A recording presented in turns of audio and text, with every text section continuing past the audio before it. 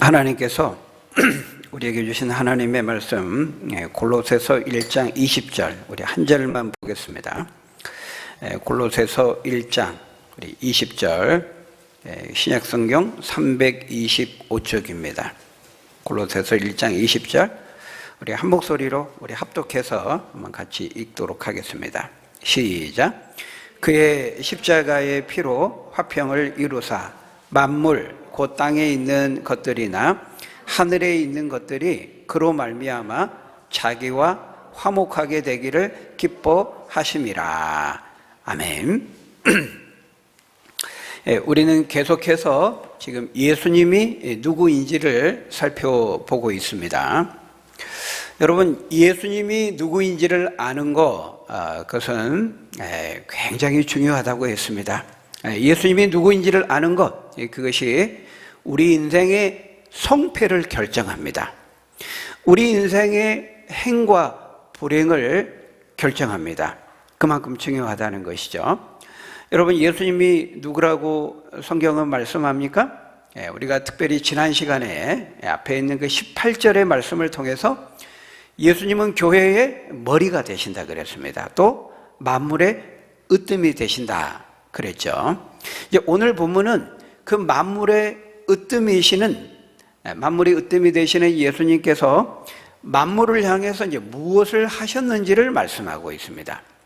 우리가 예수님이 어떤 분인지를 아는 두 가지 경로를 말씀드렸죠. 하나는 성경이 예수님 자체에 대해서 직접적으로 뭐라고 묘사하는지 말씀하는지를 통해서 예수님이 누구인지를 알 수 있고, 또 하나는 예수님이 행하시는 것을 통해서 무엇을 행하셨는지를 통해서 예수님이 누구인지를 알 수 있다고 했습니다.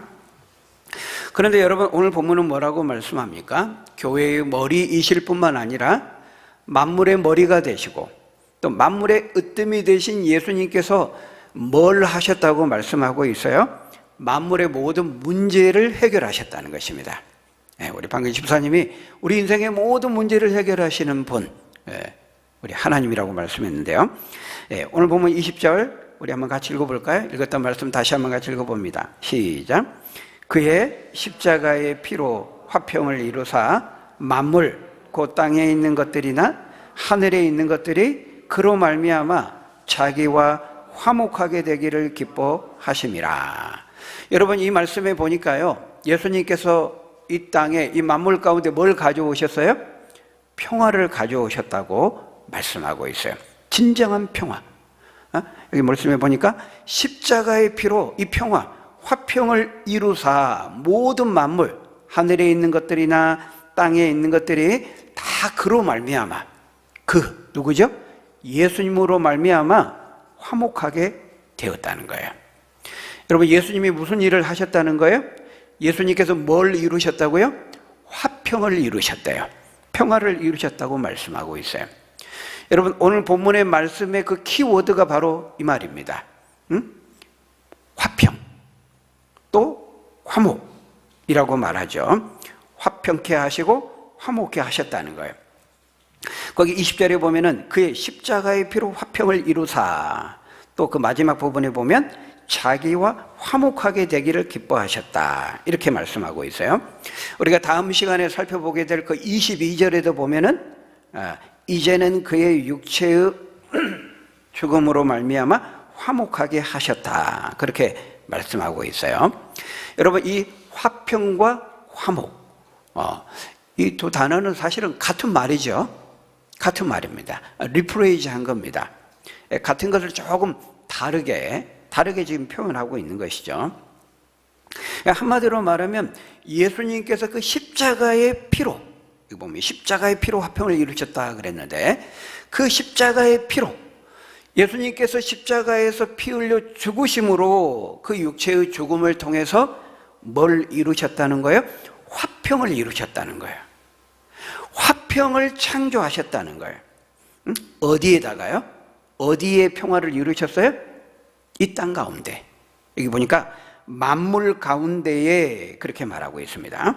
만물, 땅에 있는 것이나 하늘에 있는 모든 것들 가운데 평화를 가져오셨다는 것입니다. 그러니까 그게 무슨 말이에요? 이 세상에 평화가 없었다는 거죠. 화평이 없었다는 거죠. 평화가 상실되고 평화를 잃어버린 이 만물 가운데에 주님이 십자가에 피 흘려 죽으심을 통해서 평화를 만드셨다는 거예요. 평화를 회복하셨다는 거예요. 평화를 가져오셨다는 거예요. 그래서 깨어지고 상하고 분열되어 있는 이 만물을 다시 화목하게 하셨다는 겁니다. 여러분, 이 화목하게 한다, 요 말은 뭐죠? 둘 사이의 관계를, 깨어지고 뒤틀리고 어그러진 구두 관계를 다시 회복한다는 거잖아요. 예수님 십자가의 죽으심으로써 그 보혈의 피로, 그 보혈의 능력으로 만물의 사이에 이 깨어지고 파괴되고 평화가, 이 샬롬이 상실된 이 세상 만물 가운데에 주님이 그 평화를 다시 그 보혈로, 십자가의 피로 평화를 회복시키셨다.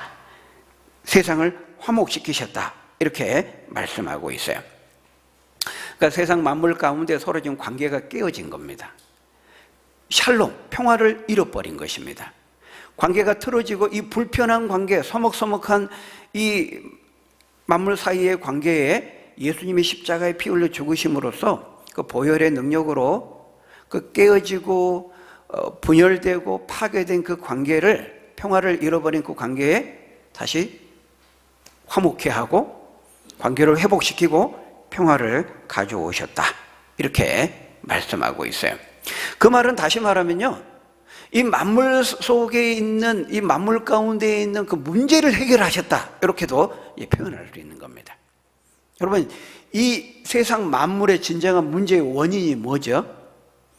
이 세상 만물의 원인이 뭐예요? 왜 이 세상은 그토록 고통과 비참과 슬픔과 신음소리가 있습니까? 좀 조용히 잘 지내면 좋을 텐데 왜 그렇게 서로 다투고 싸우고 죽고 죽이고 전쟁하고 먹고 먹히고 왜 그렇게 서로 다투고 싸우고 갈등하고 그렇게 살지요? 그 이유가 무엇입니까? 왜 먹고 먹히는, 죽고 죽이는 그 마치 정글과도 같은, 살벌한 밀림과도 같은 그런 적자생존, 생존경쟁, 약육강식, 왜 그런 갈등과 치열한 다툼의 현장이 되어버리고 말았습니까? 여러분, 그건요, 우리 인간 사회만 그런 것이 아닙니다. 조금만 자세히 보면은 우리 인간 세계만 그런 것이 아니고 이 동물 세계, 이 자연 세계, 이 모든 만물 세계가 다 그렇다는 거예요. 피비린내 나는 약육강식과 혈투가 벌어지고 있습니다. 우리 눈에 잘 띄지 않지만요, 우리 지금 거미줄이 눈에 안 보이나요? 우리 워낙 청소를 우리가 또 잘해가지고. 근데 여러분, 우리가 잘 눈에 띄지 않지만요, 우리 곳곳에 가면은 엘리베이터 옆에 어디 화장실 옆에 거미줄이 있어요. 그 거미줄 잘 보이지 않지만 그 거미줄이 있으면 어때요? 파리나 모기나 작은 곤충들은 바로 죽습니다. 바로 거미밥이 돼요. 그죠? 이렇게요, 온 세상 곳곳에 치열한 이런 먹이사슬의 경쟁이 지금도 펼쳐지고 있다는 거예요. 그러니까 인간 세계만 서로 다투고 싸우고 갈등하고 전쟁하는 게 아니고요, 온 세상 곳곳에, 만물 세상 곳곳에, 자연 세계에도 서로 다투고 싸우고 죽고 죽이는, 먹고 먹히는 이런 약육강식, 적자생존의 치열한 다툼과 갈등이 벌어지고 있다는 거예요. 여러분, 동물의 왕국 같은데 그런 거 보면은요, 사자가 그 얼룩말 새끼 막 태어났어요. 막 태어났는데 이제 막 서고 있는데 그거를 날카로운 발톱으로 탁 닦아채가지고요, 그 큰 이빨로 막 피가 철철 넘치는데 그걸 뜯어 먹습니다. 얼굴에 막 피를 다 범벅해 가면서 그걸 먹고 있어요. 얼마나 잔인합니까? 여러분, 악어가 임팔라를 다리를 콱 물고 들어가면서요, 물속에 들어가면 360도 회전을 합니다. 그러면 다리가 딱 끊어져요. 그걸 이제 차근차근 먹습니다. 그런 거 보면 얼마나 잔인한지 몰라요. 여러분, 왜 이 자연 세계가, 이 동물의 세계가, 이 피조 세계가, 이 만물이 왜 이렇게 되었어요? 그 원인이 뭐죠? 그 원인은 바로 죄인 것입니다. 죄. 인간 속에 있는 죄, 인간이 범한 죄, 그 죄로 인해서 이 세상 모든 만물의 비극과 고통과 아픔과 갈등과 나누임과 이 평화를 잃어버리고 불안과 안식이 없는 이 삶을 살게 되었다고 성경은 말하고 있어요. 조금도 망설임이 없이 성경은 분명하고 단호하게 이 세상 모든 만물이 가지고 있는 진정한 문제의 원인이 무엇인가? 바로 인간 속에 있는 죄, 인간이 범한 죄에서부터 모든 문제가 비롯되었다고 말하고 있어요. 그것이 바로 이 병든 세상에 대한 성경의 진단입니다. 진단. 여러분, 바른 처방이 이루어지기 위해서는요, 바른 진단이 먼저 이루어져야 돼요. 머리가 막 지금 몸살 감기가 걸려가지고 막 머리가 막 지끈지끈거리고 열이 나고 막 아파요. 그러니까 머리에 열 난다고 이마에다가 쿨파스 붙이면 됩니까? 그건 아니 엉터리 돌팔이 처방이죠. 진단이 잘못되니까 처방도 잘못되는 것입니다. 여러분, 역사적으로 수많은 사람들이 우리 인생을 진단했습니다. 우리 인생의 진정한 문제의 원인을 진단했습니다. 왜 우리 인생은 이렇게 고통이 많은가? 왜 인간은 죽는가? 왜 인생에 그런 생로병사의 고통이 있는가? 왜 인간은 서로 다투고 싸우고 전쟁하는가? 좀 잘 지내면 좋을 텐데 왜 그럴까?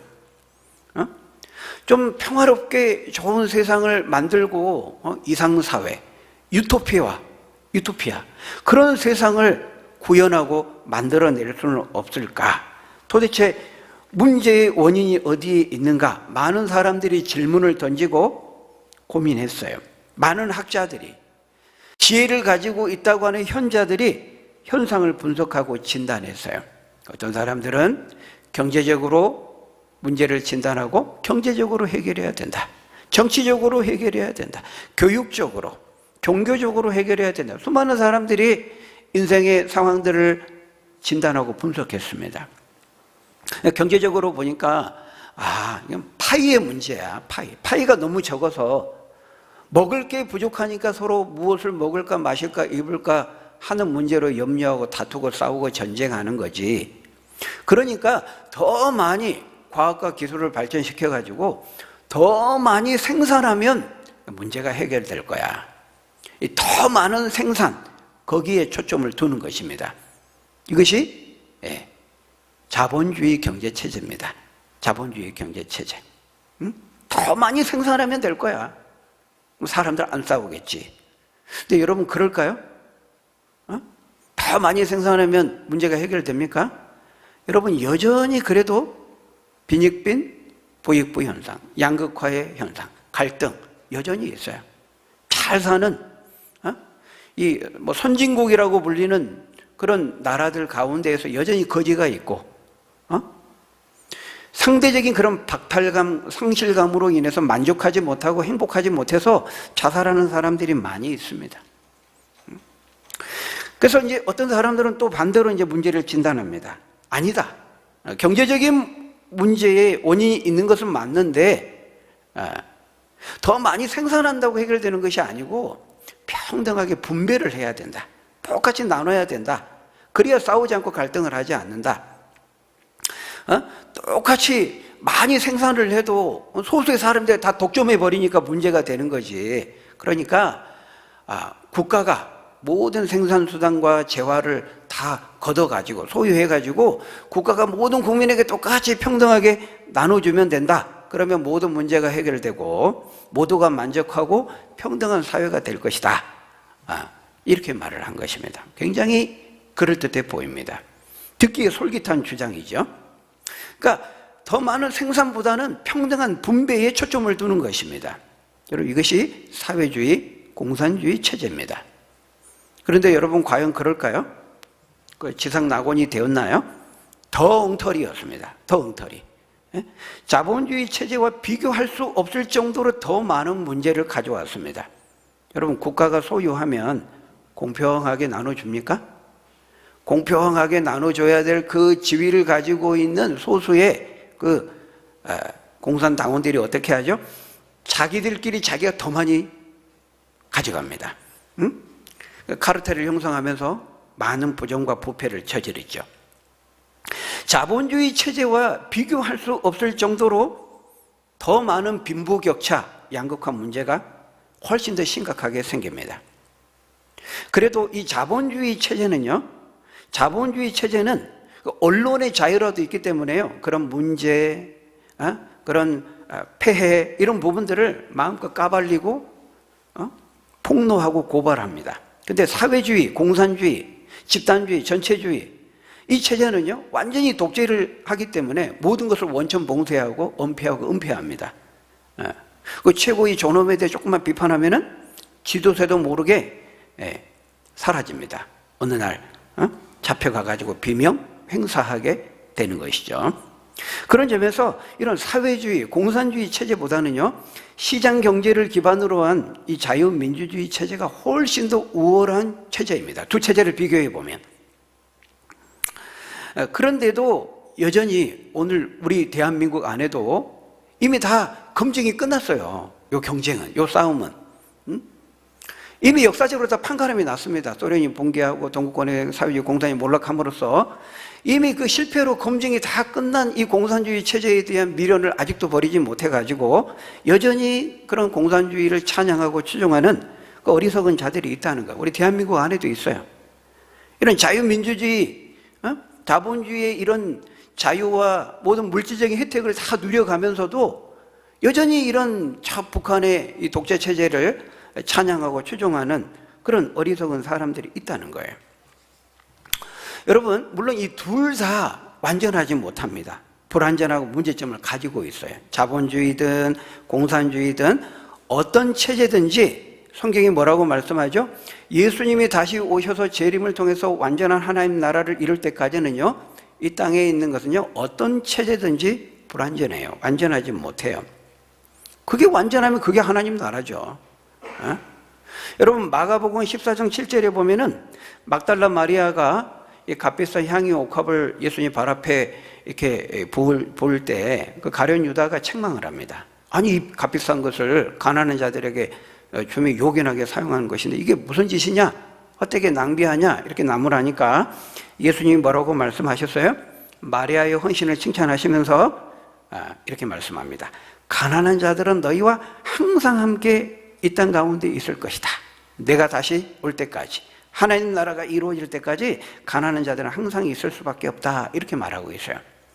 여러분, 예수님이 재림하셔서요, 하나님 나라가 완성될 때까지는 이 땅에요, 가난한 자와 부자의 그 차이가 항상 있을 수밖에 없다는 거예요. 계층 간의 갈등이 있을 수밖에 피할 수 없다고 말하고 있어요. 그게 옳다는 게 아니고, 그게 맞다는 것이 아니고, 이 땅에 죄악이 관영하기 때문에요, 죄와 그 이기심을 가지고 있는 인간 사회 속에는 이런 소유의 문제와 갈등의 문제가 있을 수밖에 없다는 겁니다.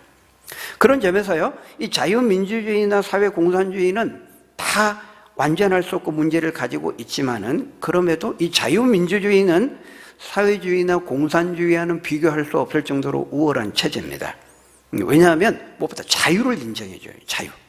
여러분, 하나님께서요, 인간을 창조하실 때 선악을 알게 나무에 먹실과를 먹지 말라 그랬잖아요. 먹을 수 있는 자유를 주신 겁니다. 이 자유는 엄청난 하나님의 인간에게 주신 천부적인 권리예요. 자유민주주의는 자유를 주세요. 하나님께서요, 총칼을 들고 너 예수 믿을래 안 믿을래 다 강제로 하실 수 있지만 그렇게 하시지 않습니다. 우리의 자유의지를 통해서 믿든지 안 믿든지 그렇게 하시지, 자유를 빼앗는 방법으로 어거지로 그렇게 하시지 않아요. 자유민주 체제의 우월한 점은 인간의 자유를 인정한다는 거예요. 그리고 또 하나는 인간 속에 있는 죄의 이기심을 있는 그대로 인정하고 그것을 이용하는 체제예요. 자유민주 체제는. 그러니까 자본주의와 사회공산주의의 결정적인 차이점이 뭡니까? 그 인간론에 있습니다. 인간을 어떻게 보느냐에 결정적인 차이가 있어요. 이 자본주의, 자유민주주의 체제는요, 적어도 인간 속에 이 이기적인 존재라는 것을 있는 그대로 현실적으로 인정하고 받아들이고 그것을 이용하는 체제입니다. 근데 사회주의는 그렇지 않아요. 사회주의는 인간을 볼 때 어떻게 봅니까? 공산주의는요, 인간을 평등과 혁명을 실현할 수 있는 이상적인 존재로 봐요. 아주 인간을 낙관적으로 봅니다. 근데 여러분, 과연 인간이 그런 존재일까요? 우리 군대 갔다 온 분들은 알겠지만요, 군대에서 하루 작업을 진지공사해라, 작업하라 이렇게 줍니다. 그러면은요, 잘 안 합니다. 농땡이 피우고 일 잘 안 해요. 다 해보셨겠지만 왜? 어차피 시간 가는 거고 국방부 시간은 돌아가는 것이고 업무 시간 끝나면 이제 끝나는 거고 오늘 못하면 내일 하지 뭐. 작업이 안 끝납니다. 그런데요, 놀라운 사실은 요거 먼저 끝낸 분대는 휴가 준다, 휴가권 준다. 그러면요 2시간이면 다 끝내버립니다. 3시간, 5시간 걸려도 안 끝나는데요, 요거 1등한 분대는 오늘 쉬어도 좋다, 뭐 휴가 준다. 그러면은요 한 2시간이면 끝내버려요. 여러분, 인간이 이런 존재입니다. 인간이라는 게. 인간이 그렇게 이기적인 존재예요. 그런데 내가 열심히 하든 안 하든 관계없이 모두가 똑같고 똑같이 배급해주고 그러면요, 내가 굳이 저 사람보다 땀 흘려서 힘들게 어렵게 일할 필요가 없는 거예요. 돈이 주어지니까, 그 유익이 내 것이 되니까, 대가가 주어지니까 열심히 하는 겁니다. 그러니까 내가 남들보다 더 좋은 것을 더 많이 가지려고 하는 이기적인 이런 욕망, 이런 욕심이 있기 때문에요, 그래서 이제 경쟁을 하잖아요. 그러면은 더 좋은 제품을 만들어야 내 것이 팔리고 내 것이 이익이 되니까 더 좋은 제품을 만들려고 하는 겁니다. 경쟁을 하는 거예요. 자연스럽게 경쟁을 하게 되고, 그렇게 경쟁을 하다 보니까 점점 제품의 질이 좋아지게 돼요. 우리의 삶의 환경과 상황이 개선되고 더 좋아지는 거죠. 그래서 이런 인간의 죄된 이기심을 기반으로 한 그 자유로운 경쟁이 있는 자본주의 사회가요, 이런 사회주의, 국가주의, 공산주의보다 발전할 수밖에 없는 거예요. 인간 속에 있는 그 죄의 이기심을 인정하고 그것을 이용한다고 볼 수 있는 것입니다. 그런데 사회주의는 그렇지 않죠. 인간 속에 있는 그 죄의 이기심을 인정하지 않아요. 보지 못합니다. 보지 못한다기보다는 그렇게 보려고 하지를 않아요. 공산주의 그 인간론이 있거든요. 그렇게 인정하지를 않습니다. 인간에 대한 장밋빛 환상을 가지고 낙관적으로 보는 거예요. 여러분 생각해 보십시오. 평등하게 모아서 평등하게 나눠준다고요? 여러분, 인간은 그런 존재가 못 된다니까요. 자기가 모아서 나눠줄 자리에 있으면 벌써 목에 힘줍니다. 군대에서 돌아가면서 배식해요. 배식죠. 제대할 때까지 그냥 배식만 하는 거 아니에요. 큰 고난이죠. 그냥 한 달씩 몇 주씩 돌아가요. 우리 때는 그랬거든요. 근데 자기가 딱 배식조 되면 그 목에 힘줍니다. 그 고난 가졌다고. 마음에 나한테 자라는 닭다리 큰 거 주고요. 그러면 뼈 있는 것만 주고 막 이러거든요. 인간이라는 게 그런 존재예요. 근데 자기가 그걸 국가에서 모아가지고 백성 나눠주는 그 자리에 서면요, 그 나눠줄 고난을 갖는 순간, 그 자리에 갖는 순간 절대 그 자리를 빼앗기지 않으려고 합니다. 그리고 그 자리와 지위를 이용해가지고 자기가 더 많이 가져요. 그래서 뇌물과 부정부패가 넘쳐나는 거예요. 인간이 죄된 본성인 것입니다. 그렇기 때문에 여러분, 만물의 근본 문제는 더 많은 생산의 문제도 아니고 공평한 분배의 문제도 아닌 거예요. 다시 말하면 이런 제도와 구조의 문제가 아니라는 겁니다. 물론 제도와 구조, 환경, 시스템, 이거 중요하죠. 무시하라는 건 아니에요.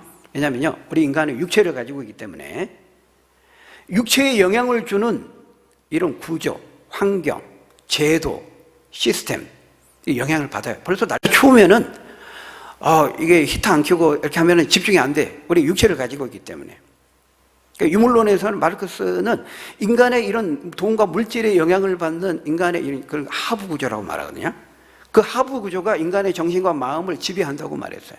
하부 구조 중요하다는 물질 이런 인간의 영향을 미치는 이런 생산수단 물질 이런 게 가장 중요하다고 본 거예요. 그것이 인간을 삶을 좌우한다고 본 거예요. 근데 그거를 자본주의 있는 많이 가진 사람이 독점한다고 보니까 그걸 혁명을 통해서 없애야 된다, 빼앗아야 된다, 나눠줘야 된다, 이렇게 말한 거죠.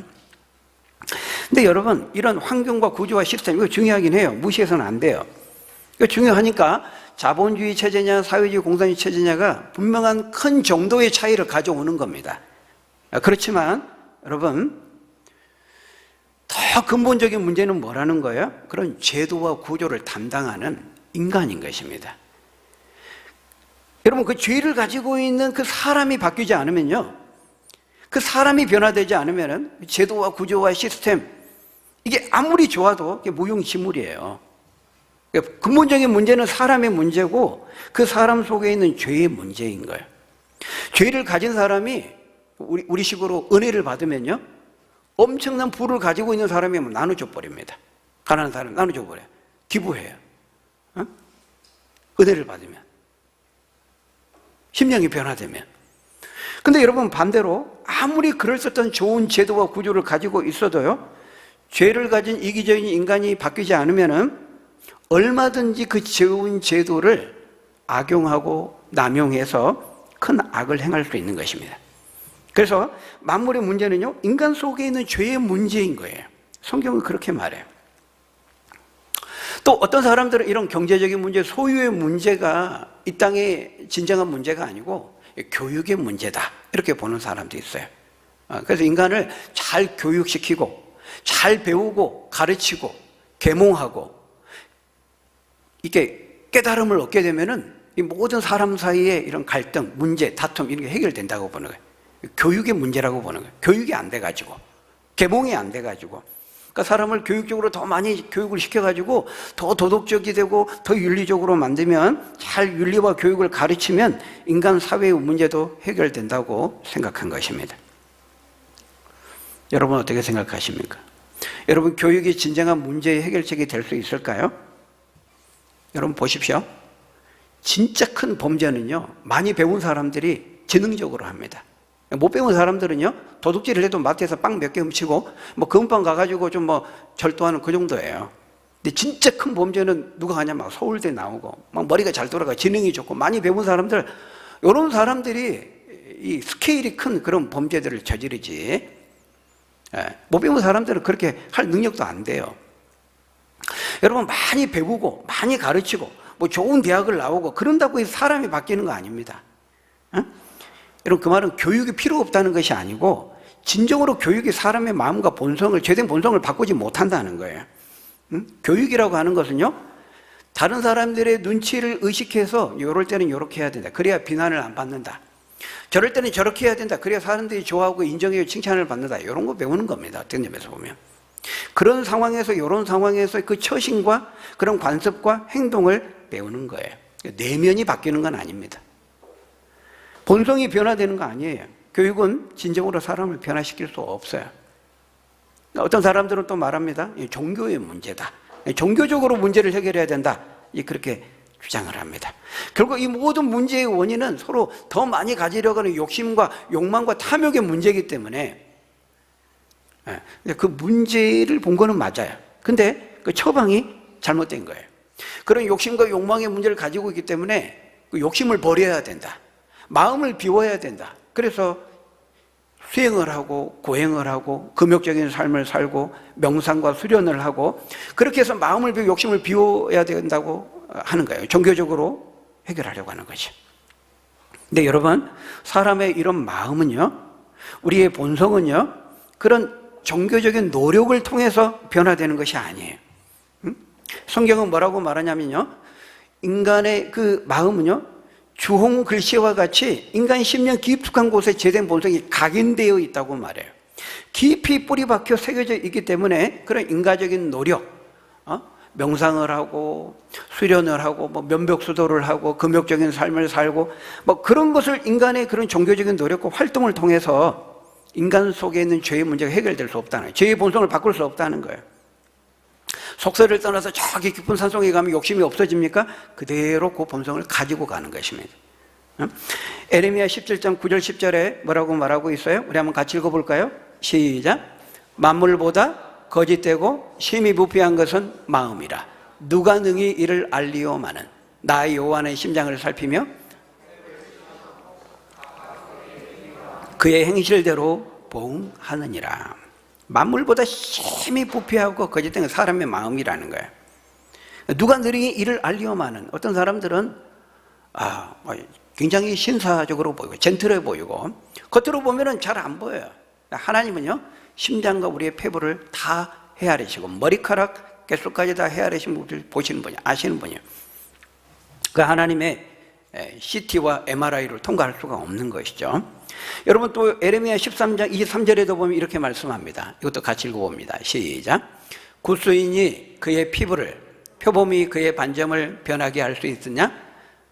있을진데 악에 익숙한 너희도 선을 행할 수 있으리라.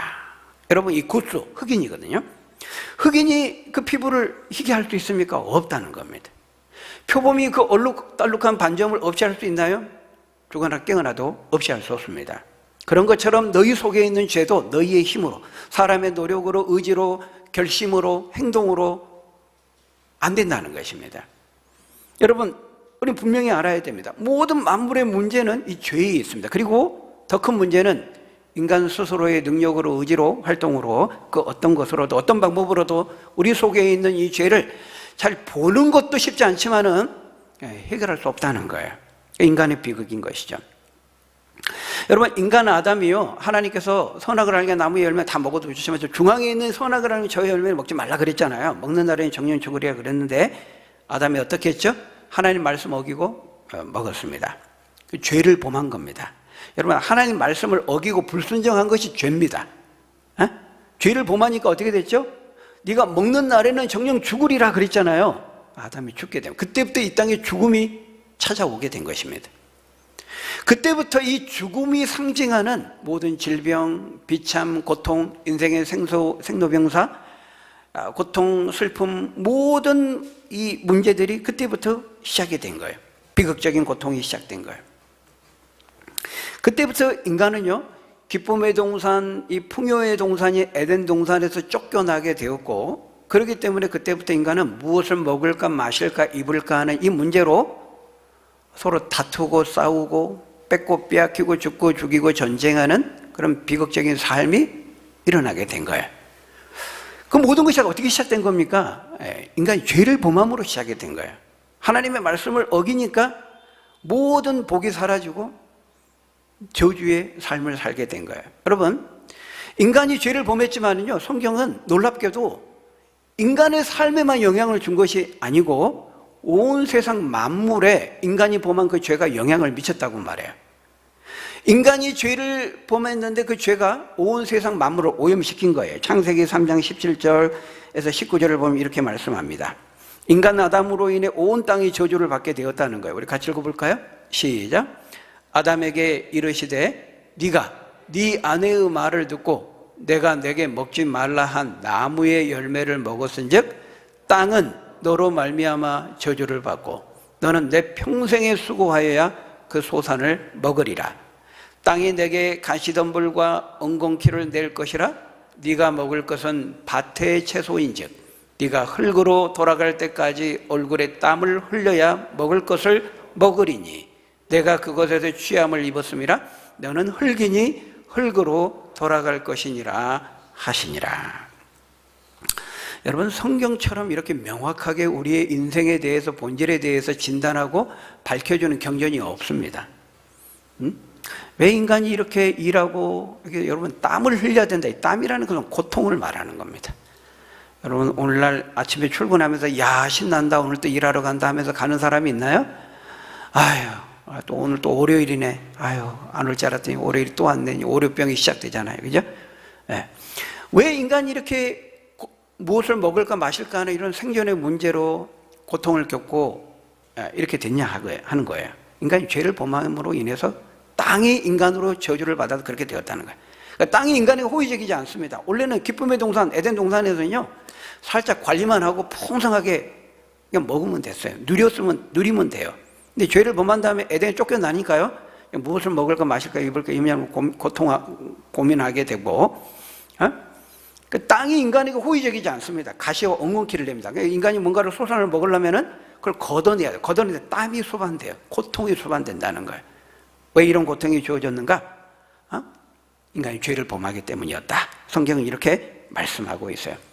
인간이 죄를 범했지만은 이 세상 만물을 대표하는 대표자의 위치에 있기 때문에요, 온 피조 만물도 죄의 영향을 받은 거예요. 죄에 오염되고 황폐화된 것이죠. 그래서 인간만 죄로 인해서 고통하고 신음하는 것이 아니라 동식물을 비롯한 모든 만물이 죄로 인해서 고통하며 신음하게 된 거예요. 만물 속에 평화가 없는 겁니다. 평화를 잃어버린 거예요. 안식과 쉼이 없는 거예요. 그래서 아까도 말씀드렸지만 우리 동물의 왕국 이런 데 보면요, 동물들 참 불쌍합니다. 잠도 제대로 못 자요. 사자 무리 정도나 좀 이제 편하게 자고요. 제가 이렇게 보니까. 그 외에는 모든 게 다 먹이 사슬이 엮여 있기 때문에 사자는 뭐 이렇게 뭐 코뿔소 물이나 뭐 코끼리나 요 정도 급 아니면은 사자는 뭐 거의 두려워하지 않죠. 그러니까 사자는 조금 숙면을 취할 수 있지만요, 그 외의 동물들은 늘 사주 경계를 해야 됩니다. 조금만 무슨 소리가 나면은 바로 경계를 합니다. 깊은 잠을 못 자요. 그러니까 수명이 짧은 것 같아. 불안하거든요. 그러니까 여러분, 이 세상 만물이 왜 이렇게 되었는가? 원래 이런 것이 아니었습니다. 하나님 이렇게 창조한 게 아니었어요. 인간이 죄를 범하기 전에는요, 에덴 동산에서도 사자가 인파를 잡아먹지 않았습니다. 다 채식했습니다. 채식. 풀 먹었어요. 풀. 성경이 그렇게 명확히 말하고 있어요. 죄를 범하면서부터 이제 피 흘림이 있게 된 거예요. 그러니까 죄의 삭은 사망이잖아요. 죽음이잖아요. 그러니까 죄를 범한 이후부터 피 흘림과 죽음과 사망이 있게 된 거예요.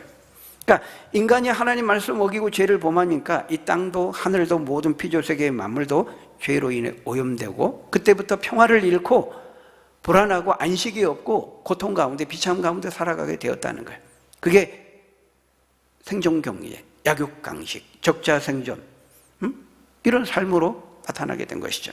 그래서 로마서 8장 21절에서 22절을 보면요, 모든 만물과 피조물도 죄로 인해서 썩어짐의 종노릇한 데서 해방되고 죄의 문제에서 자유하게 되기를 동물, 동식물들도 학수고대한다는 거예요. 그런 날이 오기를. 피조물이 다 이제까지 함께 탄식하며 함께 고통을 겪고 있다고 말하고 있어요. 이제까지라는 건 뭐죠? 예수님이 오실 때까지. 그래서 이 세상을 죄에서 구원해 줄 때까지요, 온 피조 세계 만물들도 동물들도 다 탄식하면서 고통 가운데 살아간다는 것입니다. 그런데 오늘 본문은 뭘 말씀하고 있어요? 바로 그 예수님이 오셨다는 겁니다. 예수님의 십자가에 죽으심으로써 이 모든 세상 만물이 죄로 인해서 평화를 잃고 안식이 없이 고통과 비참 가운데 살아가고 있는 이 온 세상 만물이 예수님께서 십자가에 피 흘려 죽으심으로써 비로소 이 죄로 인해 파괴된 만물 회복시키고 화목케 하시고 평화를 다시 회복시키셨다는 것입니다. 이 세상 모든 만물의 문제를 해결하셨다는 거예요. 물론 정확히 말하면 지금 다 완전히 해결된 건 아니에요. 언제 완전히 해결됩니까? 그 문제 해결을 시작하신 거죠.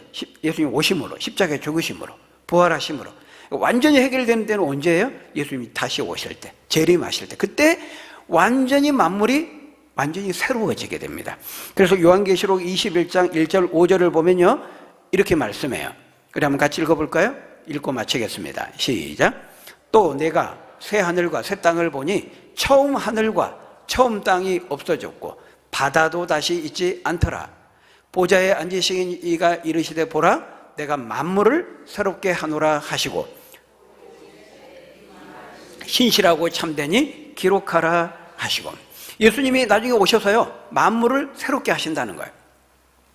그래서 기존에 있던 죄로 인해서 고통하고 신음한 비참 가운데 있었던 평화를 잃어버린 이 모든 원래의 처음 하늘과 땅, 죄로 오염되고 전염되었던 그 처음 하늘과 땅은 없어지고 이제 완전히 새 하늘과 새 땅, 천국이죠. 완성된 하나님의 나라죠. 그 나라가 이루어지게 된다는 거예요. 여러분, 예수님만이 만물의 으뜸이 되시고 모든 만물의 문제를 구원하시고 해결하시는 구원자요, 해결자가 되심을 믿으시는 여러분 되시기를 바랍니다. 어떻게 됐다고요? 예수님 십자가에 피 흘려 죽으심으로. 여러분, 예수님의 그 피에 보혈의 능력이 있어요. 그 피에 보혈의 능력이 있어요. 주의 보혈 능력이 있도다 그러잖아요. 예수님의 그 피에 보혈의 능력이 있다는 거예요. 여러분, 예수님께서요, 모든 만물의 문제를 해결하셨다면은 저와 여러분이 가지고 있는 우리의 개인적인 삶의 문제 그 정도 해결하지 못하겠습니까? 여러분, 우리 주님은요, 만물의 문제 해결자이세요. 예수님의 그 보혈의 은혜에 그 피의 능력이 있어요. 그 예수님을 믿으면, 피 흘리신 예수 그리스도의 그 은혜를 경험하면 어떤 세상의 문제도 우리가 해결하고 이길 수 있다는 거예요. 그 능력을 우리에게 주세요. 내게 능력 주시는 자 안에서 내가 모든 것을 할 수 있느니라. 그러기에 여러분, 눈을 크게 열어서, 고개를 들고 눈을 열어서 우리 그리스도 구원자이신, 만물의 으뜸이신, 만물의 문제 해결자이신 예수님을 바라보고 그분만을 주목하고 그분이 주신 은혜와 능력을 힘입어서 이기고 승리하는 저희 여러분들이 다 되시기를 예수님의 이름으로 간절히 축원합니다. 우리 기도하겠습니다. 아버지 하나님 감사합니다. 예수 그리스도 만물의 머리가 되시고 으뜸이 되신 예수님을 이 땅에 보내셔서 십자가에 피 흘려 죽게 하심으로 이 세상에 평화를 잃고 화목을 잃고 깨어지고 다투고 고통 가운데 살아가는 온 세상 만물을 하나님께서 치료하시고 회복시키시고 다시 평화를 회복시키시고 구원해 주시고 문제를 해결해 주신 주님께 감사를 드립니다. 그 예수님을 믿게 하신 거 감사드리고 그 예수님을 믿음으로 우리 어떤 삶의 상황 속에 문제 속에 있다 할지라도 절대로 낙심하지 말고 문제 해결자이신 예수님을 믿고 그분의 은혜의 능력을 의지하고 그래서 이기고 승리하는 우리 모두가 될 수 있도록 하나님 축복해 주옵소서. 예수님 이름으로 기도합나이다. 아멘.